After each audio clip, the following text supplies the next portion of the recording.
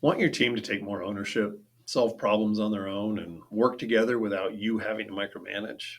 Well, then it's time to build a culture of trust. And honestly, trust starts with how you delegate. You see, here's the truth. If your team isn't stepping up, it's probably because they don't feel trusted. And if they don't feel trusted, they're not going to take any initiative. They're going to play it safe, wait for instructions, and avoid accountability. And that's not a people problem, it's a culture problem. And culture problems, well, those start at the top. You see, when you delegate with a low level of trust, employees avoid responsibility because they're afraid to make mistakes and get blamed. In addition, collaboration ends up suffering because people end up working in silos instead of sharing ideas. And as a result, you stay stuck in the middle, constantly putting out fires instead of leading the business forward. But when you delegate with a high level of trust, your team members proactively solve problems and look for ways to add value.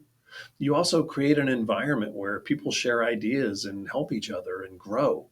And ultimately, that means that your business becomes more resilient and less dependent on you. So, how do you create a culture of trust through delegation? Well, first, you need to assign meaningful work, not just busy work.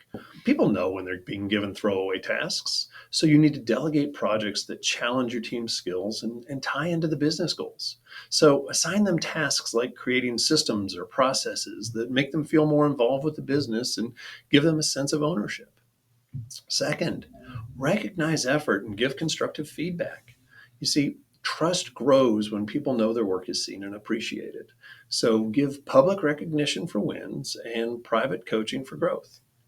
See, there's ample data out there that shows that regular recognition is directly linked to team performance.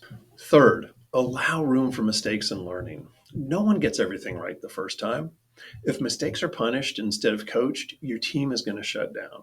So try adopting a we don't fail here, we learn mentality. When you delegate in a way that builds trust, your team starts thinking like owners. They step up, they collaborate, they take pride in their work, and you finally get the freedom to lead your business instead of managing every single decision.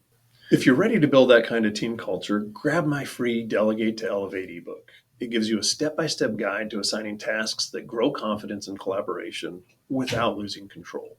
Click the link in the comments to download it and start transforming your leadership today.